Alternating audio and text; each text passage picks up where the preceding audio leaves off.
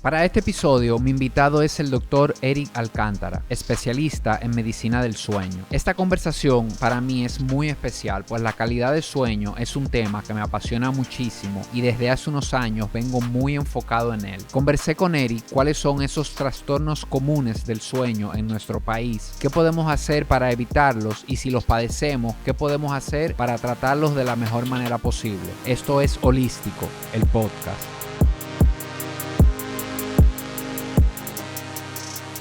Bienvenido, Eric. De verdad que yo estoy súper contento, viejo, de tenerte por aquí. El sueño es un tema que a mí en lo personal me apasiona muchísimo y también es a lo que me he dedicado en los últimos años. A ver, así es que bienvenido, de verdad. Gracias, Tilso. Y un placer para mí también.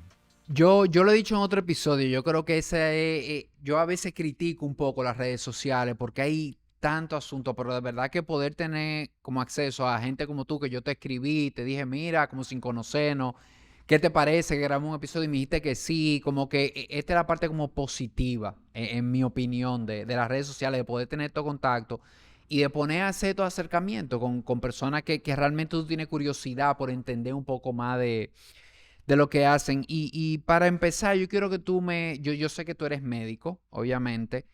Quiero que tú me cuentes qué te movió, qué te inspiró, en qué momento tú tomas la decisión, déjame yo irme por medicina del sueño, porque en medicina son muchas las opciones, ¿verdad? ¿Qué te movió a irte por ahí? Bueno, mira, no sabía nada de medicina del sueño ni de clínicas del sueño antes, mientras yo estuve en la universidad. El tema de sueño en los médicos, en nuestra formación, un tema de 3 páginas en el libro de neurología.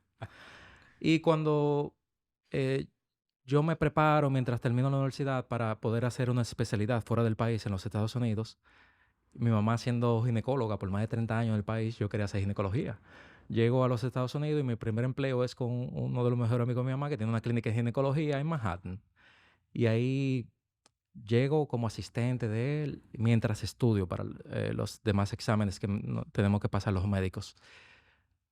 Eh, pero por el tanto trabajo que tenía en esa clínica, de 8 cubículos, de más de 30 pacientes al día, no tenía tiempo de estudiar. Entonces se me acercan unos amigos míos que nos fuimos juntos de aquí, de diferentes universidades, que también tenían los mismos eh, deseos de poder hacer una especialidad fuera. Eri, mira, nosotros estamos trabajando en tal hospital, en una clínica, en el centro del sueño de tal hospital. Y yo, ¿qué es eso? Y tenemos tiempo de estudiar también. Y podemos sentarnos al examen como polisomnógrafo, que son los que realizan los estudios del sueño, mientras estudiamos para nuestra especialidad. Yo, cónchale, pero qué bien, voy a ir a ver. Y ahí, cuando llego al centro del sueño y veo todas estas habitaciones, todos estos sensores que se le colocan al paciente, todas esas investigaciones que se hacen, eh, yo dije, cónchale, pero qué interesante se ve eso. Eh, y también me funcionaba para poder estudiar mientras ya cuando el paciente se duerme, si no está muy severo, si no tiene un problema de sueño muy severo, uno tiene otros tiempos uno no puede dormir en la noche completa despierto.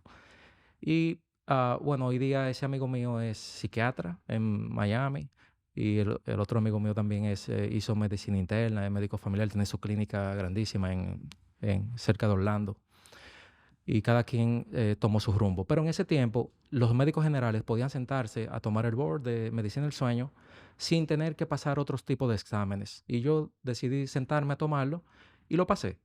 Y yo, pero mira, ahí mismo el hospital al que yo trabajaba me hace encargado del centro del sueño. Inmediatamente lo paso. Un centro del sueño con 12 habitaciones.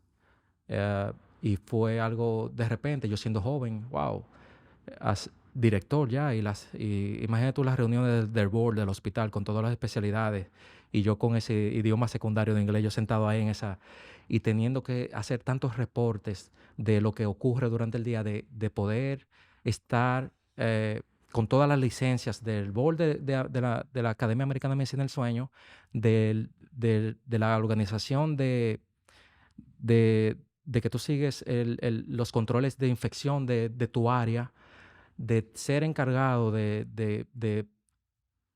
hacer las entrevistas de trabajo a los médicos de sueño que van a entrar, de dar entrenamiento los médicos que estaban haciendo la especialidad, especialidad de medicina del sueño, porque En ese tiempo, el médico o el psicólogo, el médico general o el psicólogo podía sentarse al examen. Luego cambió.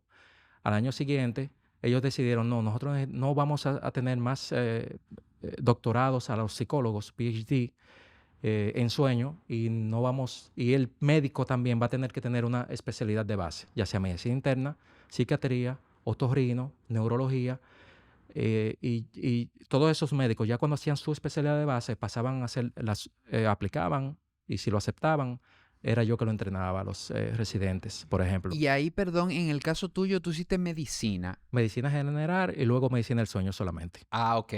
Luego fue que cambió, que Luego había cambió. que tener la Exacto. especialidad para poder hacer medicina del Luego sueño. cambió, exacto. Pero Ya. imagínate tú, para yo sentarme a ese examen, cuando yo veo la inmensidad de documentación y de libros solo de medicina del sueño, que son 4 Biblias, tú pones juntas y son de ese grueso. De todos los trastornos del sueño que existen, que son más de 40 trastornos del sueño, y de todo lo que había que hacer en el hospital para poder mantener la acreditación con la Academia Americana de Medicina del Sueño, para poder aceptar los seguros médicos del gobierno también, que son una serie de requisitos, un estrés, mucho trabajo y tantos pacientes, porque esos países, eh, los trastornos del sueño son más frecuentes porque tenemos más población, por supuesto. Entonces el trabajo inmenso, cada hospital donde se hace medicina del sueño, cada hospital fuera de este país, en España, en Estados Unidos, México, Colombia, se hace buena, Brasil, tienen un departamento de medicina del sueño dentro del hospital. No es que si el paciente le dice a su cardiólogo, a su médico internista, mira, yo creo que tengo un problemita de sueño, no duermo. Allá te envían al departamento de sueño, ok, vaya al departamento de sueño. Entonces ahí en el departamento de sueño está el médico de sueño, yo, un grupo multidisciplinario. Tenemos el otorrino de sueño, que hace la cirugía de la apnea obstructiva del sueño, la psicóloga que hace la terapia cognitivo-conductual en insomnio, psiquiatras entrenados en el sueño, neumólogos entrenados en el sueño que tratan la apnea obstructiva del sueño, y el paciente llega primero donde el médico del sueño. Y nosotros en la consulta, con una serie de tablas que utilizamos para medir, para poder tratar de armar un rompecabezas y llegar a un posible diagnóstico, decidimos cuál lo maneja. Y a veces lo manejo yo directamente, al paciente. Pero siempre el paciente, la mayoría de las veces, y en un 90%, pasa por el estudio del sueño, la polisomnografía, que es durmiendo una noche en la clínica. O depende de la historia clínica, el estudio de la casa. Y también, o la actigrafía, en caso de que sea insomnio. La actigrafía es el estudio que se realiza utilizando un reloj, el paciente, por 14 días, junto a un diario de sueño, porque hay pacientes que llegan con el trastorno del sueño más frecuente, que es insomnio, y te dicen, doctor, yo nunca he dormido en mi vida. O yo tengo 3 meses que yo no duermo. Ok, a veces es difícil. Ellos tienen una percepción tal vez de que no duermen, porque si tú puedes durar 3 días sin ingerir agua, sin comer, pero no sin dormir. Entonces uno a veces le choca y uno quiere, bueno, vamos a hacer este estudio de actigrafía. Tú utilizas este reloj, te lo retiras solo para tomar un baño y ahí vamos a demostrarte que tú duermes en algún momento. Bueno, y eso es una de las preguntas que yo te tenía, que la tenía aquí para ti. ¿Cómo defines tú a nivel clínico, médico, el insomnio? Porque pasa muchísimo eso, me pasa con gente que vienen, mira, pero es que yo no duermo nada. Pero ya sabemos que si tú no duermes nada, no va a estar caminando. De hecho, yo estuve leyendo que la persona que se midió, que hace muchísimos años, que duraba más días sin dormir, duró 11 días sin dormir. Y hace mucho tiempo, porque Guinness, el libro de récord, incluso quitó esto del daño que hace una noche sin dormir. Ya esto está prohibido, buscar este récord. O sea que es poquito tiempo que podemos durar sin dormir. O sea que una gente que te dice que tiene 3 meses que no duerme, como tú dices, eso no es real. Es una percepción. Es lo que pasa, que no se está durmiendo a la hora que quiere, quizá no está durmiendo la cantidad de horas que quiere, o quizás se está despertando en la mañana no sintiéndose reparado. Entonces, ¿cuál es la definición que tú utilizas para insomnio ahora, hoy Mira, en día? nosotros siempre nos apoyamos en el manual de los trastornos del sueño, y ahora ya van por el volumen 3, por la clasificación internacional de los trastornos del sueño. En ese, la definición de insomnio cambia y lo define como insomnio a corto plazo, agudo, menos de 3 meses, o crónico cuando pasa de 3 meses. y también en subdivisiones como insomnio debido a un uso de algún medicamento, insomnio por o alguna enfermedad de base. Y si nos ponemos a subdividirlos, ya son más de 10 divisiones. El insomnio se define por insomnio de conciliación, cuando un paciente se va a la cama y le toma más de 30 minutos dormirse, conciliar el sueño. Eso se le llama latencia de sueño, que debe ser en una persona normal, adulta, menos de 30 minutos. Cuando un paciente se duerme y presenta varios despertares, y a veces estos despertares son prolongados, o se despierta antes de la hora planeada en la mañana y no logra dormirse, se le puede llamar insomnio, se le llama insomnio de mantenimiento. Pues durante la historia clínica es importante saber qué tipo de insomnio tiene para poder elegir, en caso de que sea necesario alguna molécula, sea un medicamento que tenga tal biodisponibilidad, es decir, que me ayude al paciente a mantener el sueño, que dure una cuanta hora en el torrente sanguíneo, o que me ayude a que el paciente concilie el sueño en su tiempo debido. Pero el insomnio hoy día, y, eh, y es, y te diré algo, el año pasado en el Congreso de la Medicina del Sueño, de la Academia Americana de Medicina del Sueño, y en la Academia Europea de Medicina del Sueño, el año pasado, hace 2 años, se viene hablando mucho de la terapia cognitivo-conductual en insomnio, de enfocarnos más en los hábitos del sueño del paciente, la higiene del sueño. En ese congreso nosotros vimos empresas con softwares para relojes, para celulares, que se enfocan más en que ese paciente tenga una buena higiene de sueño. Porque, ¿qué pasa? Ya se sabe que tratar un insomnio hoy día no solo nos apoyamos de una molécula, de un fármaco, sino que un 60% de un buen tratamiento es la higiene de sueño, los hábitos que ese paciente tiene durante el día para que ese insomnio mejore, que se sane o que no requiera de una medicación a largo plazo. Sí, esa es una de las cosas yo creo más interesantes y es el trabajo mío, por ejemplo, de cada día. Yo entiendo y creo fielmente en que el sueño en un alto porcentaje tú lo puedes mejorar con hábitos. Antes de tú irte a una molécula, a un fármaco, como tú dices, incluso a algo natural, a ese magnesio, a esas cosas que estamos buscando, yo creo que hay mucho que con hábitos se puede hacer y es el tema que yo trabajo.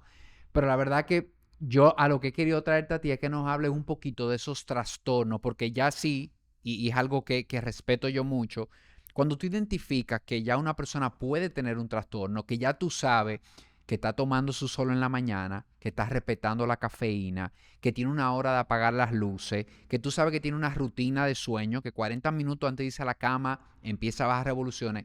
Cuando ya tú pones en orden esas cosas y te consta que la persona la está haciendo, pero ya no logra como quiera dormir, ya entonces tú empiezas a pensar en esos trastornos, en qué puede estar pasando que esta persona no logra, y ya como tú dijiste, hay más de 40, pero vamos a decir en tu clínica, aquí en República Dominicana, ¿cuáles son esos trastornos más comunes que tú ves en consulta?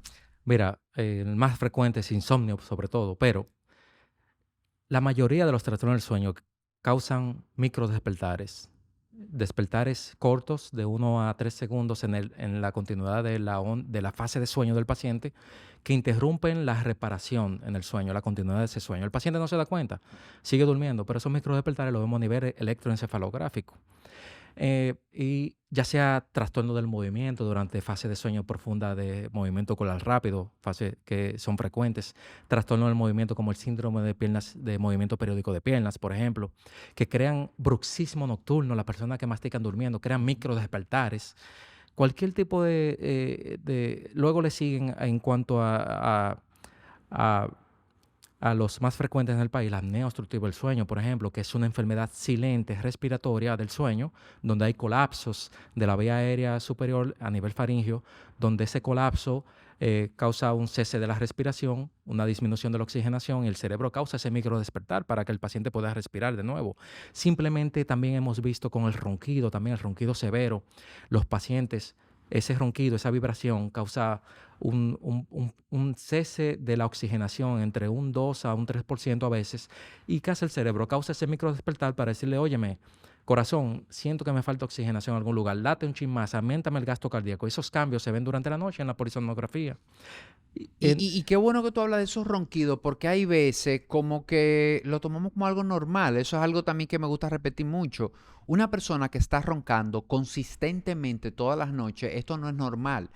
En el mejor de los casos es algo a ponerle atención, para descartar que haya nada. Entonces, si tu pareja te está despertando porque ronca consistentemente, porque hay gente que se toma unos tragos una noche o que come tarde, que esa noche ronca. Bueno, así quizá es. esa noche, tú sabes, pero una gente que consistentemente, que tú dices, wow, pero es que toda la noche hay un ronquido, hay que empezar a buscar a ver qué está pasando. Sí, claro. Y por esa misma razón de los cambios en el gasto cardíaco, en el aumento, es que ese paciente, si no se lo trata a largo plazo, comienza a tener algún trastorno, alguna enfermedad cardiovascular, como hipertensión, arritmia cardíaca. Y yo, ¿pero qué es lo que pasa? A fulano le dio un infarto de repente y ahí no se supo por dónde ir. Y el sueño lo es todo. Aquí en el país, simplemente el ronquido, cuando ya se identifica que ese ronquido está causando esos daños y esos cambios, esos micro despertares, ya se trata hoy día. Tenemos excelentes especialistas, por ejemplo, los otorrinos entrenados en medicina del sueño, que hacen la cirugía de sueño, tratan ese ronquido. Los odontólogos entrenados en medicina del sueño en el país, tenemos 3 actualmente, tratan ese ronquido con una pieza de avance mandibular, por ejemplo, que mantienen esa vía aérea abierta, permeable, para que no ocurra ese cierre ni esa vibración. Y no solo se trate la salud de ese paciente, sino el insomnio que le provoca a su pareja, Claro, que muchas entonces, veces. y lo estamos viendo. Hablamos de insomnio, hablamos de apnea del sueño, hablamos de bruxismo, hablamos de ese ronquido, vamos a decir lo más frecuente que ves en consulta. Y las causas más comunes por las que tú entiendes que las personas llegan a estos estados. Hay algo ahí porque se habla de sobrepeso en la apnea. Sin embargo, últimamente yo estoy viendo amigos, mucha gente delgada, mucha gente normal, que tienen un diagnóstico de apnea del sueño. Claro, el sobrepeso es uno de los factores de riesgo número uno. La circunferencia del cuello, sobre todo anatómico. Tú puedes ver un paciente en un buen peso corporal, un índice de masa corporal normal, pero ese paciente tal vez en algún momento practicaba judo, hacía ejercicios, pesas y tiene ese cuello bien grueso, mayor a 16 centímetros, también es un factor de riesgo.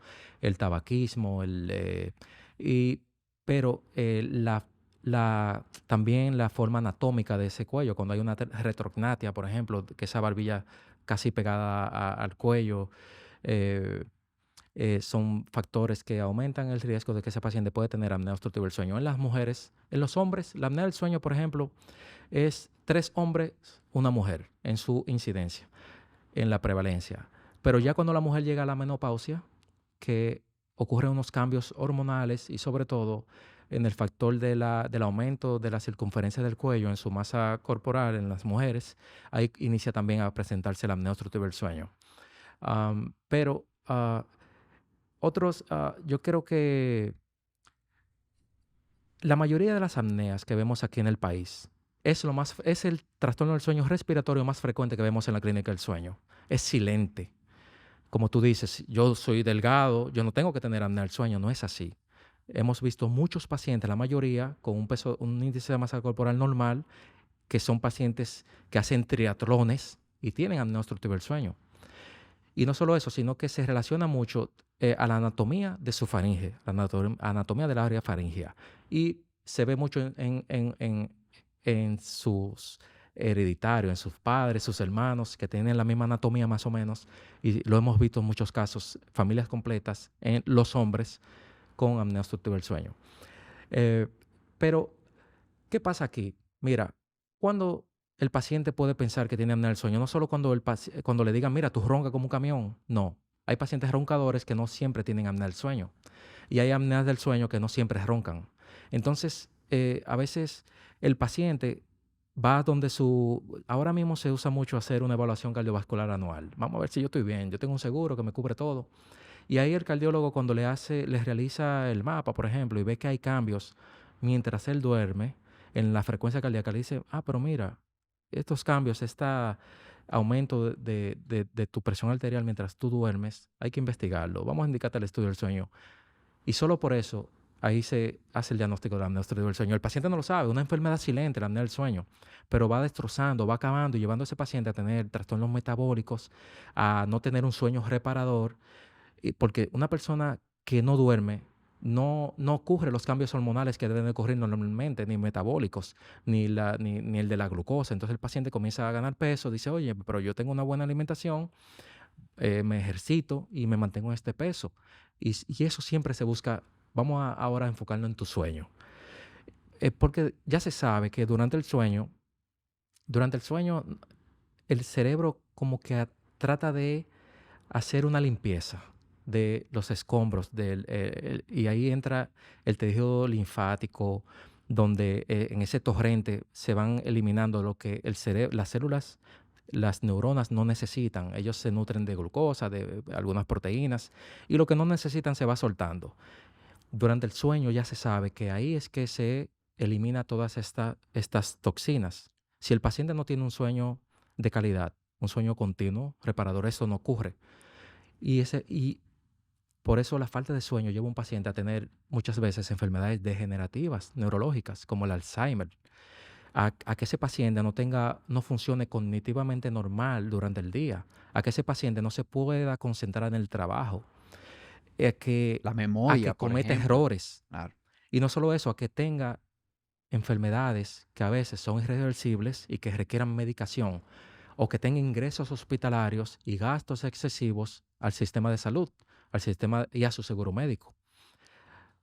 Nosotros nos apoyamos siempre en un libro que hizo.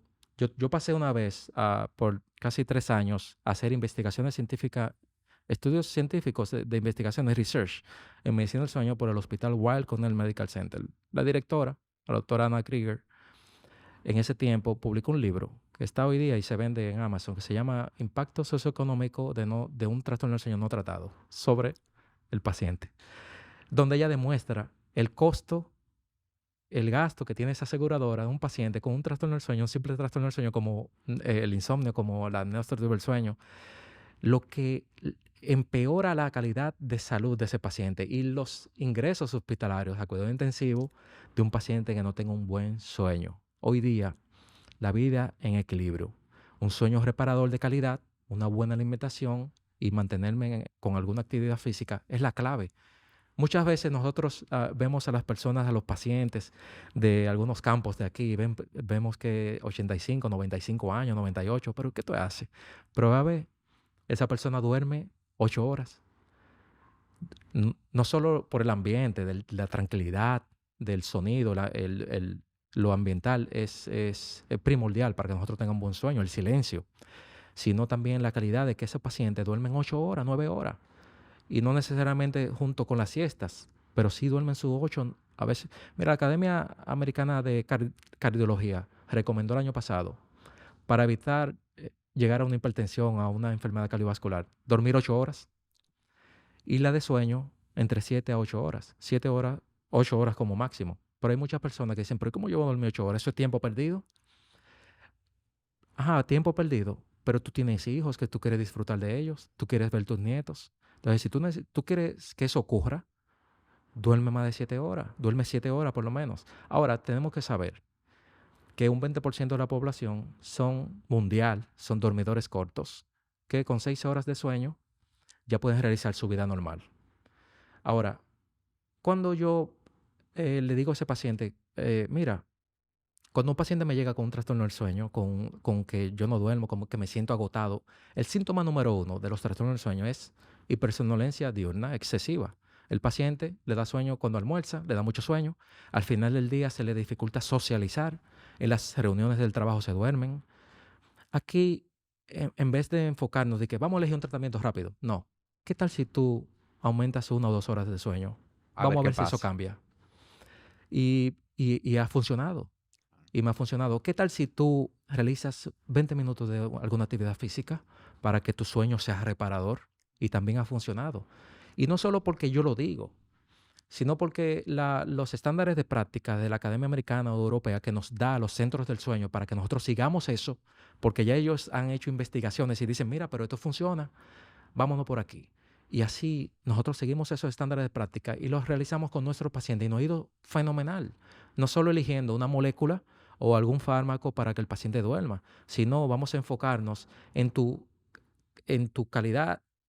Vamos a mejorar ese sueño con tus hábitos de sueño. Vamos a sentarnos a ver qué tú realizas durante el día, qué tú haces los fines de semana, cuál es tu horario de sueño, si tú varías mucho ese horario de sueño, que si tú cenas, en qué tiempo tú cenas, cuál es tu último cena, cuántas tazas de cafeína al día consumes o alguna bebida energética. En caso de que el paciente son a veces pacientes que van al gimnasio, ¿qué, qué tú tomas para ir al gimnasio? Si tomas pre-workout, por ejemplo, ¿a qué hora vas a ese gimnasio? Porque se sabe ya que eso varía de persona a persona. Hay personas que pueden tomar café y se van a dormir y duermen. Hay otros que hacen ejercicio una hora antes de irme a dormir y duermen también. Pero en las investigaciones que han hecho, lo que se recomienda es que no sea muy cercano a la cama. Y eso varía de persona a persona. Por eso la medicina siempre varía en cuanto a cada persona. Por eso es bueno hacer una buena historia clínica de sueño. La historia clínica de nosotros de sueño son como 5 páginas.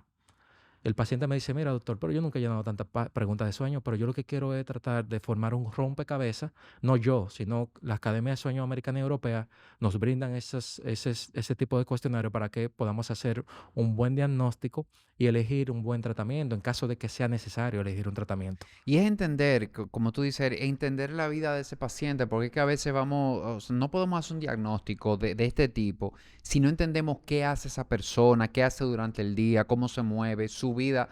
Porque como tú dices, esto es individual, o sea, el bienestar es individual y la salud. Es como hacerle un traje a la medida a cada quien. Vamos a ver qué en ti funciona y qué no. Y ese dato que tú das de esas personas que realmente con 6 horas se pueden reparar, que ronda un 20%, dijiste. Yo lo que le digo a la gente, no apuestes a ese número, porque un 20% de la población mundial son pocas, no es la mayoría. O sea, lo más probable es que tú estés en el 80 restante. Así es. Apúntale a 7, 8 horas. Después que tú le apuntes a 7 o 8 y tú sigas con los temas, te sientes como que, bueno, ahí podemos ver, podemos evaluar, o tú un día prueba también. Esos fines de semana que tú no tienes que poner despertador, que tú no tienes esa presión de... Prueba con dormir 6 horas y anota, observa cómo yo me siento en el día cuando yo duermo 6. Vamos a tratar de dormir 8 horas. Déjame sin despertador a ver hasta dónde yo llego. Exacto, un Porque despertar ese es tu espontáneo. ciclo natural. O sea, ese acostarte un día a las 10 de la noche, 11 de la noche, que es una hora, vamos a decir, promedio normal de irnos a la cama, y tú dejarte al otro día, cero despertador, cero nada. Déjame ver hasta dónde yo llego. Eso es algo que naturalmente te va a dar una buena idea de las horas que tú puedes estar necesitando. Entonces, hacer ese tipo de ejercicio, observarte y aprender de ti, de cómo está funcionando tu cuerpo. Así es. Y no solo eso, sino que estos, naturalmente, nosotros siempre le decimos a los pacientes y les advertimos, mira, tú tienes tantos años haciéndolo de esta forma, va a tomar un poco de tiempo mejorar esa higiene de sueño. Eh. Es decir, con estos hábitos que yo te estoy implementando, que tú seguro los has leído y no los realizas, va a tomar unos cuantos días. Si no, va a ser de un día para otro. Sí, Pero porque sí se venimos logra. 6 años durmiendo Así mal y es. queremos resolver el Ah, problema en 2 semanas. así Entrar y es. consulta, Ah, queremos ya que... y no es posible nunca. A veces sí, pero en la mayoría de los casos no. Entonces siempre, por eso acompañamos al paciente en ese proceso. Y es importante que ese médico de cabecera, ya sea el psiquiatra, el mismo psicólogo, el mismo consejero, acompañe al paciente en el proceso para que el paciente no se desespere y no opte por, déjame visitar miles de médicos y se ponen a visitar miles de médicos a tratar miles de fármacos y a veces es innecesario. Y esa era otra curiosidad que yo tengo. O sea, definitivamente hemos hablado de estilo de vida, de cómo el estilo de vida impacta el sueño. Ahora bien, siento que tengo un estilo de vida adecuado, siento que estoy haciendo lo que tengo que hacer, lo que se supone que debo hacer, no estoy durmiendo bien. Voy donde Eric. Vamos a decir, ¿cuál es el diagnóstico por excelencia? ¿Qué es por dónde tú arrancas ya a nivel de cuando tú tienes un flag, una señal, aquí puede haber un trastorno del sueño. ¿Cuáles son esos primeros pasos? Vamos a decir, ese estudio de dormir en la clínica con la polisonografía, vamos a decir, ese es el primero por donde empezamos a ver qué pasa en tu cerebro de noche cuando tú duermes. Así es. Mira, nos apoyamos mucho también en la opinión de la pareja del paciente, en caso de que no tenga pareja, de algún familiar que lo haya visto durmiendo. Muchas veces los pacientes tienen una percepción de que no duermen. Es un sueño superficial y muchas veces es que el mismo cerebro, por proteger los órganos del paciente, nos mantiene en un sueño ligero, superficial. Si tiene algún trastorno del sueño, como oxigenación, como que causa oxigenación baja, como la apnea obstructiva del sueño, o, o que este paciente tenga trastorno del movimiento durante las diferentes fases de sueño.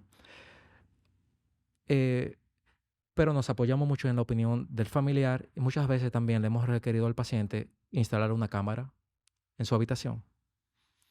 Y todo eso nos ayuda, no solo con la polisonografía, sino con todo lo que nos apoyamos para poder llegar a un buen diagnóstico.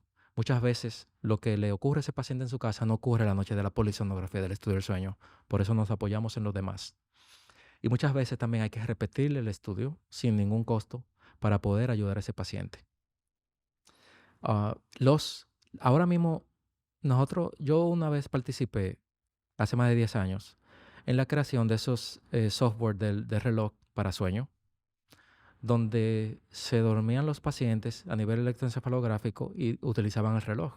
Se comparaban las fases de sueño a nivel cerebral con las del reloj, a ver el porcentaje de similitud que tendrían. Y se fue creando estos software que hay de sueño. A veces también nos apoyamos en eso. Si yo le digo al paciente, ven acá, qué mal que tu reloj, ven, déjame ver, actívame el programita de sueño y llévame eso dentro de 14 días.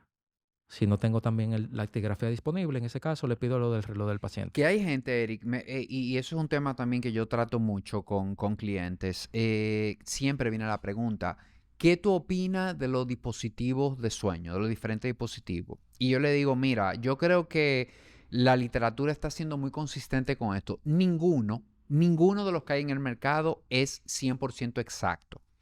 Ahora bien, esos dispositivos recolectan data. Y cuando tú ves una tendencia, eso sí es valioso. Esto no es un dispositivo que tú vas a ver, bueno, que anoche el recovery me salió en 30. Yo estoy fuñido. No, No, porque eso es una noche. Ahora, cuando tú tienes 3 meses viendo el recovery en 30, viejo, vamos a explorar. Porque algo puede haber. Y yo, por ejemplo, lo estoy usando conmigo. Yo estoy usando el anillo, el Aura. muy bueno. Y de verdad, viejo, o sea, te da data valiosa, sobre todo, no es una noche, es cuando tú ves la tendencia, tú empiezas a aprender. Yo ya estoy que como tarde o como a una hora que usualmente yo no sé, no me invitan a un sitio, sirvieron el buffet a las 11 de la noche, comí, yo sé lo que viene al otro día. Ujú. Pero ya yo tengo una conciencia y una responsabilidad y no es que voy a dejar de cenar. Me voy a comer mi cena, pero ya sé cómo compensar, ya sé lo que... Y empiezo como a entender mi cuerpo y cómo funciona. Y yo creo que ahí es que está realmente el valor de estos dispositivos. No, así, no, y sobre todo que antes de eso utilizarse, se hicieron investigaciones en algunos de ellos, como por ejemplo el del sonido blanco para adultos, en insomnio crónico, que es como si fuera un abaniquito constante, con un sonido constante, que eso evita, ¿para qué se usa eso? Para evitar el background noise, el sonido detrás. Que la gente lo usa mucho con los bebés. Y yo Exacto. tengo unos amigos que se lo quitaron al bebé y lo han puesto ellos en su Sí, sí, cuarto porque claro. se han dado cuenta que cuando ellos ponen el white noise ese en su mesita de noche, viejo, duermen como Sí, bebé claro. ellos. Funciona, Sí, funciona. sí, Han hecho sí. investigaciones. Nosotros lo usamos mucho en insomnio crónico. En insomnio crónico nosotros tratamos de utilizar todo lo necesario, porque estos pacientes, insomnio crónico, se asocia mucho a otra enfermedad de salud mental. A veces entran en depresión, a veces. Y no solo eso, sino también la salud mental está estrechamente relacionada a un trastorno del sueño como el insomnio porque es de doble vía. Un paciente que tenga una ansiedad, una depresión, tiende a tener algún problema de insomnio, a no dormir. Por eso nosotros trabajamos muy estrechamente con el área de psiquiatría, nos apoyamos mutuamente todas las especialidades. Y, pero mira, tengo que mencionarte algo sobre también los pacientes que duermen mucho, que a pesar de que duerman 8 horas, durante el día requieren 2 o 3 horas de siestas. Que aquí en el país, tal vez una vez al mes, nosotros hacemos el diagnóstico de narcolepsia. Narcolepsia es ese sueño excesivo que impide al paciente poder realizar sus estudios. Usualmente es muy frecuente en la adolescencia, va desapareciendo cuando entra en la adultez. Si no desaparece, ese paciente no puede mantener un trabajo porque se duerme. Nosotros hemos recibido pacientes en la clínica que lo han atracado aquí en la calle, se quedan durmiendo. Sueño excesivo, inevitable. En la clínica del sueño se hace el diagnóstico, se realiza el diagnóstico. Mire, ese medicamento, que era el ideal, el recomendado, lo dejaron de traer aquí al país porque no se realizaba el diagnóstico de la narcolepsia. Hoy día se realiza el diagnóstico que requiere una noche en el centro del sueño y un día completo en el centro del sueño, el siguiente día. El paciente se pasa prácticamente noche y día en el centro del sueño. Y nosotros nos sentimos muy satisfechos y felices de poder eh, brindarle ese apoyo a los pacientes, a los especialistas neurólogos, a los psiquiatras, de que puedan realizar el diagnóstico, ya que muchas veces lo trataban como depresión. Aquí, ya hoy día realizamos el diagnóstico de narcolepsia o de hipersomnolencia de origen idiopático desconocido y ya se sabe cómo tratarlo. Y tenemos un medicamento aquí en el país disponible que esos pacientes tenemos que mantenerlos activos durante el día para que no pierdan el trabajo, para que puedan socializar con su familia. Y ese paciente hemos tenido un buen feedback con esos pacientes de que todo ha mejorado, su vida ha cambiado totalmente, se mantienen activos y la esperanza es que en algún momento ya no necesiten utilizar ese tipo de medicamento. Pero si se realiza hoy día, ¿y cómo se hace ese diagnóstico? Se toma en cuenta la latencia de fase de sueño REM. En un paciente que se duerma, el primer sueño REM debe ser entre 90 minutos a 120 Al minutos. final del primer ciclo. En estos pacientes, el sueño REM inmediatamente es menos de 5 minutos cuando el paciente se duerme. Wow. Por eso esos pacientes te dicen que a veces tienen parálisis de sueño, que ellos cuando concilian el sueño, cuando se quieren despertar, escuchan a todo el mundo, tratan de despertar si no pueden. Muchas veces se relaciona a esto, que entran en fase de sueño REM muy rápido, pero en algún momento cada persona que no tenga ningún trastorno del sueño va a experimentar esta sensación de una parálisis de sueño, en algún momento, que se relaciona mucho a deuda de sueño, que yo estoy muy cansado, me duermo e inmediatamente voy a fase de sueño profundo, 3 o REM, o de movimiento ocular rápido, que es Rapid Eye Movement. En estos pacientes con narcolepsia usualmente tienen una latencia de sueño corta de REM y también durante el día cuando se les realizan 5 siestas y una espera de 2 horas a cada siesta, las siestas son de 20 minutos cada una. En esas 2 horas el médico que realiza el estudio debe de asegurarse de que el paciente no se me duerma. Si le tiene una cámara en su cara y lo pone tal vez a utilizar su computadora, a poder trabajar, a ver televisión, a que se mantenga activo, se encienden todas las luces, se abren las ventanas, pero la siesta se apaga todas las luces y se le dice al paciente que trate de dormirse. Cuando este paciente en esa siesta de 20 minutos hace por lo menos 3 periodos de sueño REM, ya es positivo para narcolepsia. O si no hace ningún periodo de sueño REM y tiene una latencia de sueño en menos de 8 minutos en cada siesta, ya es hipersomnolencia de origen desconocido, idiopático. Ya el neurólogo sabe y el psiquiatra cómo tratar a ese paciente. Y aquí se está realizando en este país. Es decir, la medicina del sueño ha avanzado mucho. Y gracias a los padres de la medicina del sueño, que fueron que son actualmente el doctor Luis Felipe Encarnación, por ejemplo, que es otorrino de sueño, pero él se dedica más a la cirugía de la apnea obstructiva del sueño, por su base de su especialidad. El doctor Jorge Malte, por ejemplo, el doctor Alexander Jubel, que iniciaron la medicina del sueño y nos abrieron las puertas a los jóvenes a que sí se podía hacer medicina del sueño aquí en el país, aunque aún todavía estamos luchando para que se conozca más, para que los médicos sepan que tienen centros del sueño disponibles y puedan enviar al paciente a realizar un posible diagnóstico y ese paciente regrese con su reporte a su médico y tenga las recomendaciones. Y no siempre se apoyen en que yo sé que tiene mucho estrés el médico aquí en el país, mucho estrés laboral, muchos pacientes y le dan una pastilla. Y no siempre se apoyan en esa pastilla, en ese medicamento. No todo es medicamentos en sueño. Claro, y tener un diagnóstico, Eri, porque de verdad que es triste, muy triste eso que tú acabas de decir, una gente que tenga una narcolepsia y que le diagnostiquen otra cosa. O Exactamente. sea, una depresión, porque, o sea, es como que para tratar una narcolepsia es un camino y una depresión es otro. Así es. Entonces, imagínate una gente que realmente esté padeciendo eso, bueno, que ni siquiera estén dando con lo que es, o sea, que qué bueno que ya eso se está tratando. Y te he oído mencionar un par de veces el tema de la cirugía de apnea de sueño. Lo que conozco, se diagnostica una apnea, mucha gente que yo conozco, gente allegada, le ponen el tema este de la máscara de dormir o a veces hay tema con el bruxismo, pero cuando una apnea de sueño requiere cirugía Mira, y esa cirugía, para nosotros los que no somos médicos entenderla, descrita, o sea, muy, muy llanamente, ¿en qué consiste esa cirugía?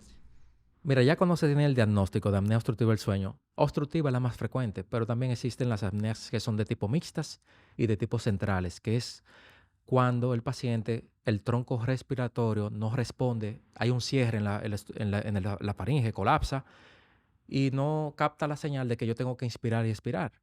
Y ahí entran las apneas mixtas y centrales, que requieren otro tipo de tratamiento, de modo de presión de aire.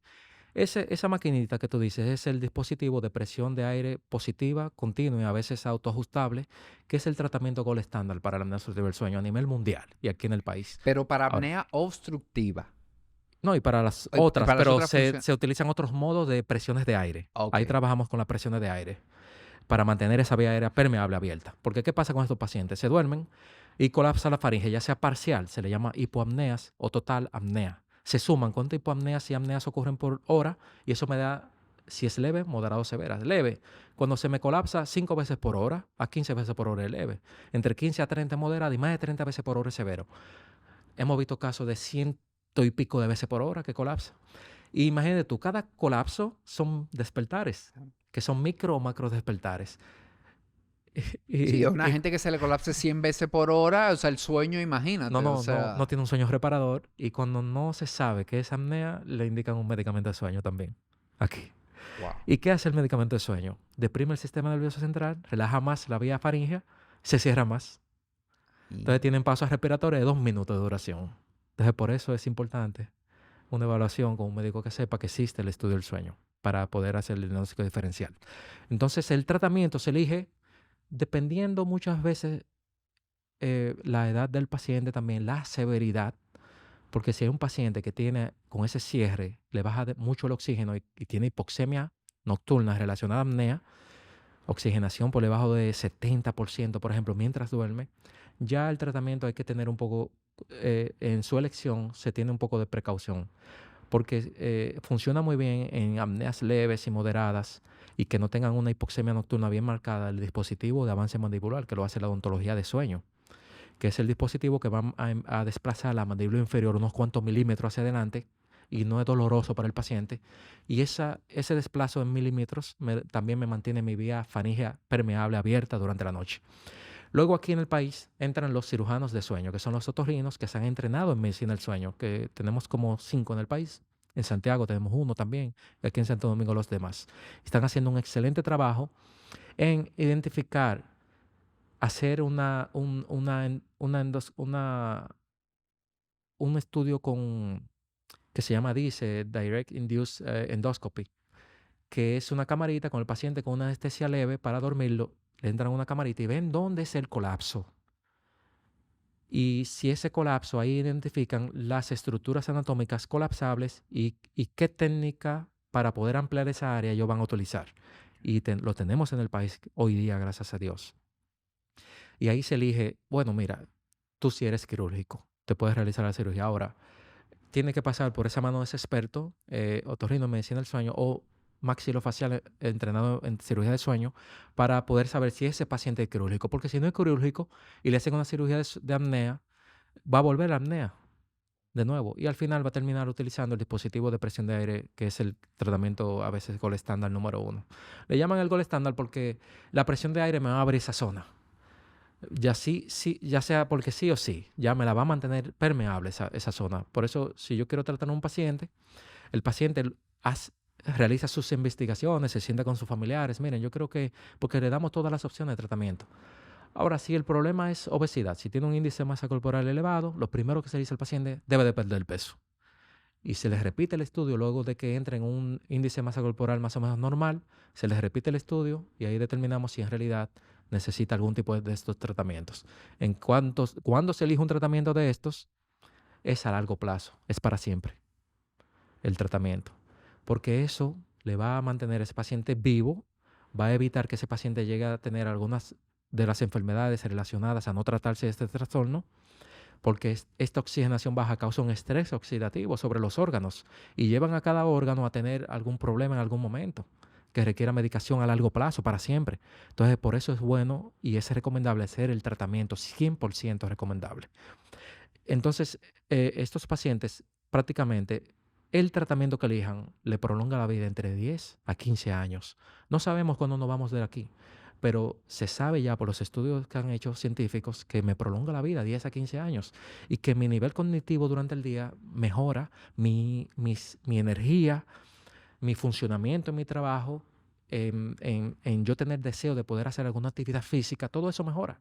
En yo poder tener ánimo de seguir vivo, todo eso mejora. Y qué bueno, viejo, eso que tú dices, que ya tenemos toda esa disponibilidad en el país. Yo creo que de verdad, Eric, yo desde hoy me abandero a cacarear esto, a decirlo, porque esto ya sabíamos que pasaba en Estados Unidos, en Europa, en países grandes, pero ya qué bueno que hoy aquí contamos con todos estos estudios, con estos diagnósticos y que, viejo, al final es salud y bienestar y al final, como dijimos, el sueño impacta todo, Así todo mismo. lo que yo hago en mi vida.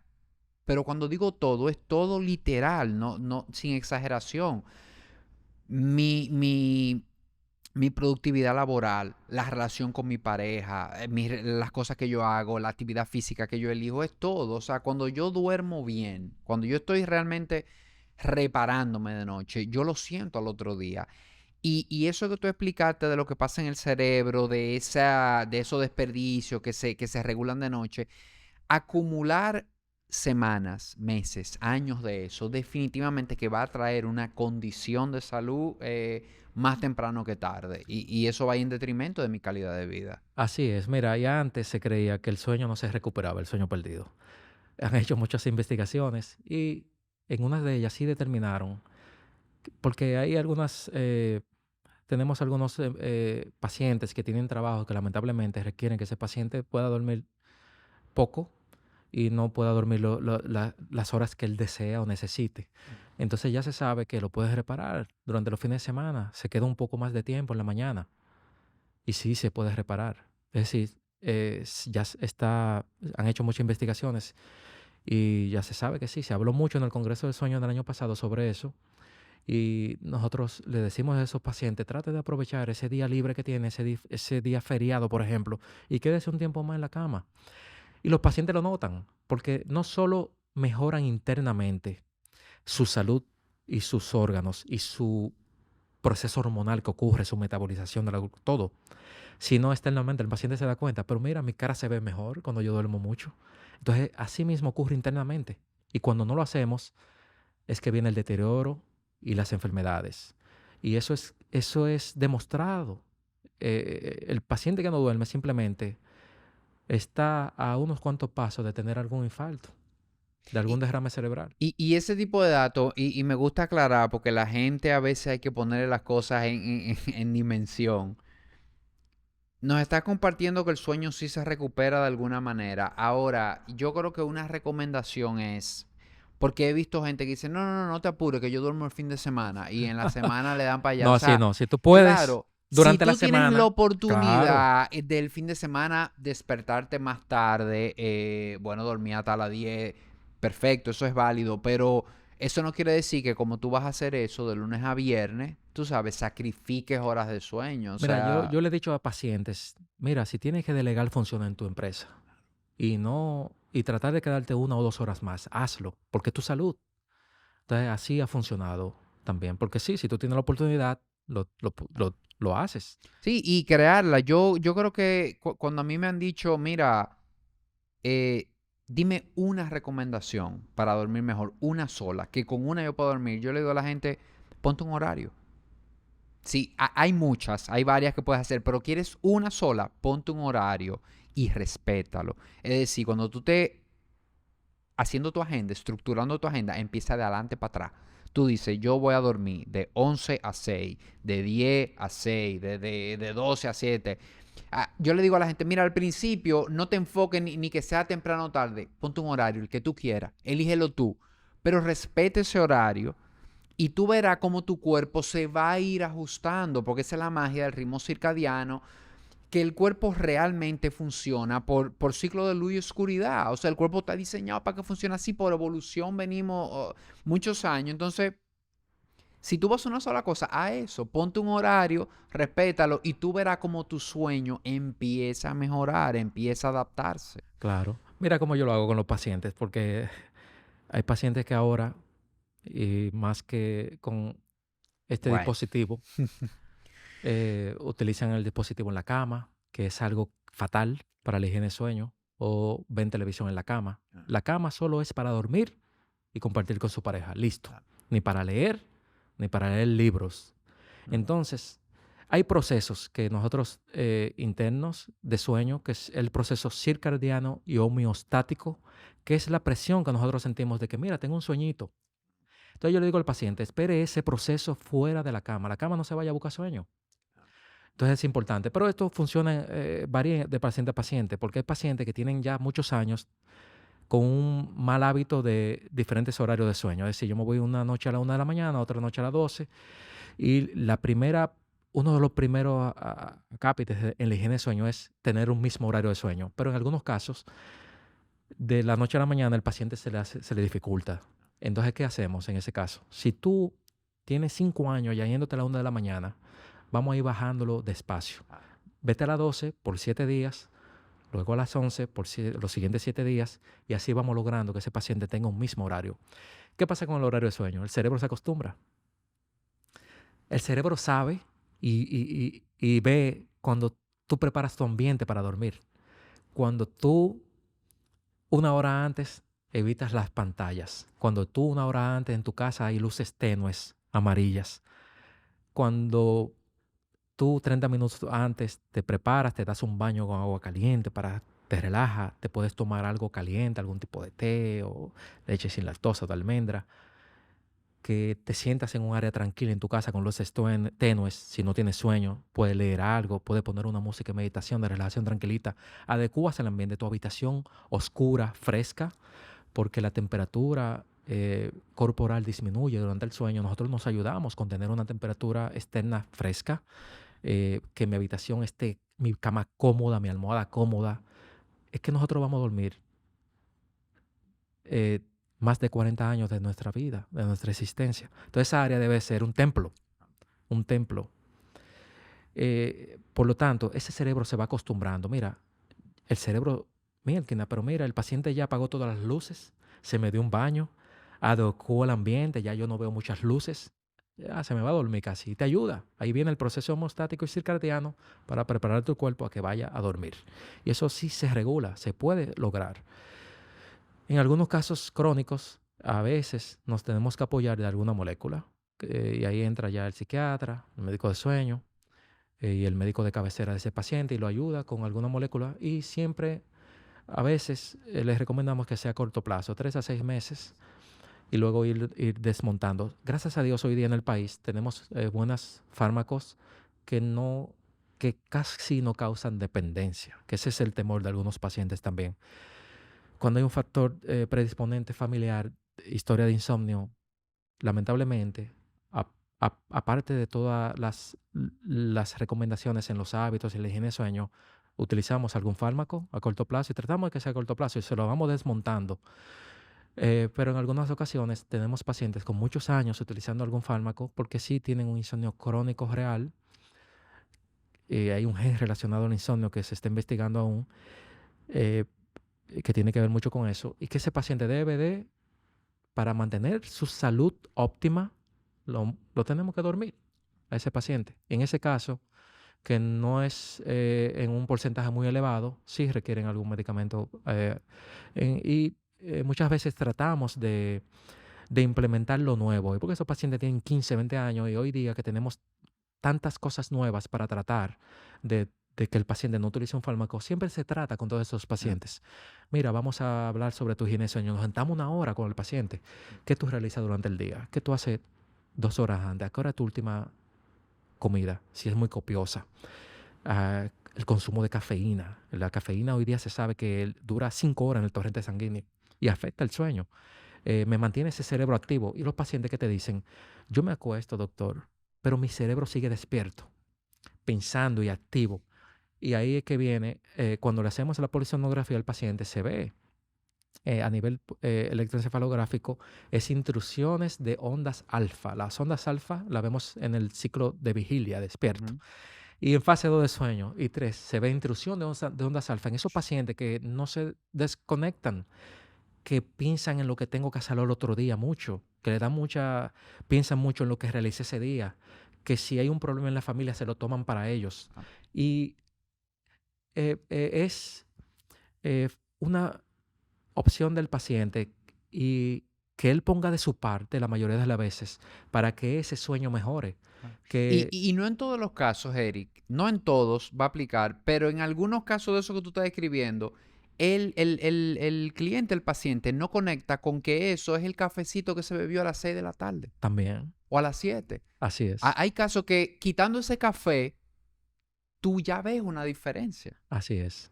Y no solo eso, sino una alimentación saludable, para que no se apoyen en cápsulas o de otros compuestos.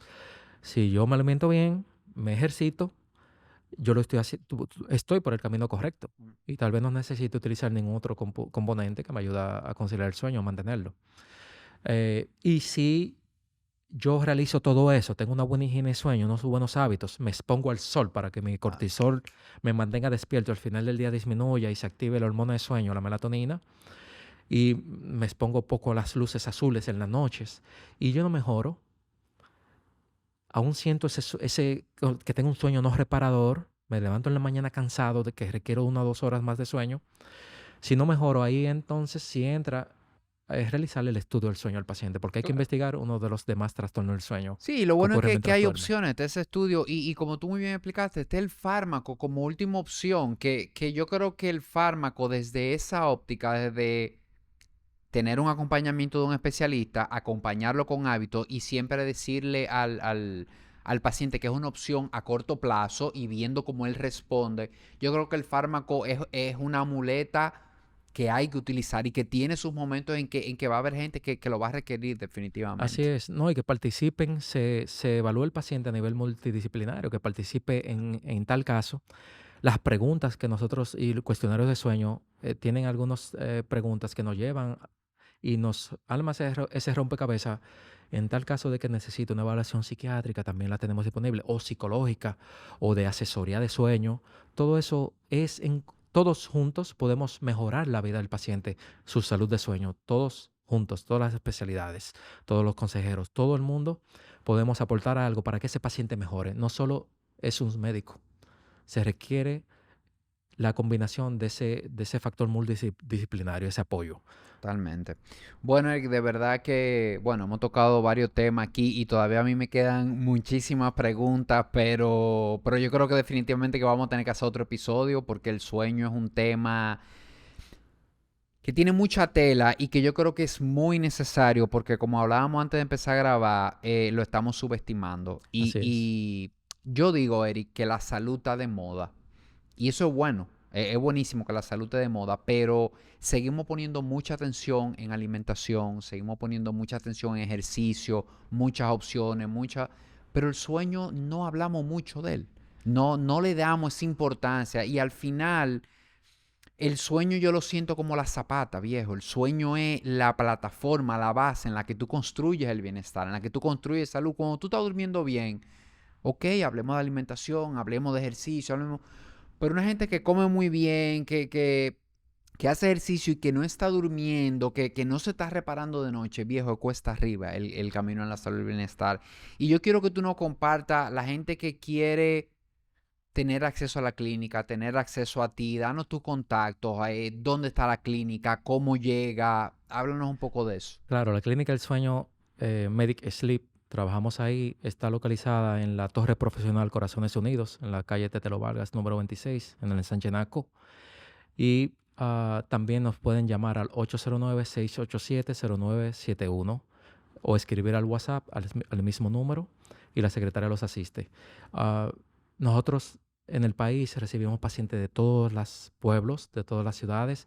Ya los médicos saben que tienen una clínica del sueño donde se pueden apoyar en un buen manejo, un buen diagnóstico, que ese paciente regresa con su reporte, con sus recomendaciones, y que a veces ellos tratan otras cosas antes de hacer el estudio del sueño. Vamos a tratar ese medicamento, vamos a tratar estas recomendaciones, pero no es suficiente a veces. Y porque es que los trastornos del sueño, la mayoría, el paciente no sabe que lo tiene. Y ya hoy día tienen acceso, los médicos tienen varios centros del sueño, aquí en el país hay varios, y los médicos bien preparados, la mayoría de los compañeros míos se han preparado muy bien fuera del país, y es que, y esperamos que a nivel público en la salud, algún día tengamos centros del sueño en algunos de los hospitales para poder también asistir a los pacientes que no pueden ir a un lugar privado. Porque cada hospital fuera del país, los seguros médicos del gobierno cubren los estudios del sueño, cubren una consulta con un especialista de sueño. Cada hospital tiene un centro del sueño dentro de su edificación fuera de este país, en todos los países, estoy hablando México, Estados Unidos, España. Yo roté por un año en el Instituto del Sueño de Madrid, por ejemplo, donde la medicina del sueño es avanzadísima, al igual que Estados Unidos. Y nosotros estamos en ese proceso aquí en el país actualmente, ya con estos nuevos subespecialistas que tenemos en sueño, con centros del sueño y laboratorios del sueño que se están creando actualmente. Solamente nos falta el apoyo de que haya algo dentro de un hospital para poder darle un mejor seguimiento, que tenga tal vez más de 3 habitaciones donde se puedan ayudar a los pacientes de verdad, a que no siempre se enfoquen en que una pastilla me va a resolver el problema, a que se identifique y se diagnostique el trastorno del sueño y se trate correctamente y no se gaste tanto en diferentes medicamentos, que el paciente muchas veces llega a la clínica luego de visitar 10 diferentes médicos, 10 diferentes especialistas, donde le indican diferentes medicamentos que prácticamente hacen lo mismo la mayoría. Cuando llegan al centro es otro trastorno del sueño que tiene, cuando se realiza el diagnóstico y se trata el que es el real que tiene el paciente. Bueno, qué bueno definitivamente que vamos caminando por el camino correcto, vamos avanzando. Y nada, Eric, de verdad agradecerte muchísimo, viejo, que hayas venido, que aceptaste la invitación. De verdad que esta conversación para mí ha sido buenísima, la he disfrutado y creo que va a faltar una parte 2 y una parte 3. De verdad que contento de haberte conocido, de que hayamos tenido esta conversación. Y nada, bienvenido por aquí cada vez que tú quieras. Muchas gracias y también te felicito por el trabajo que tú estás haciendo.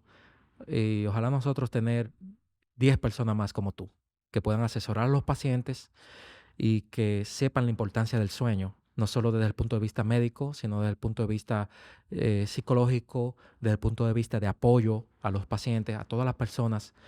Tú estás haciendo un trabajo espectacular, donde yo lo viví fuera del país, cuando hacíamos medicina del sueño en los Estados Unidos, que teníamos ese apoyo de asesores de sueño dentro del grupo de medicina del sueño. Eso es indispensable en una práctica de sueño. Y yo te felicito por lo que tú estás haciendo, concientizando a la población sobre la importancia de un sueño. Tú no sabes las vidas que tú estás salvando con esos consejos.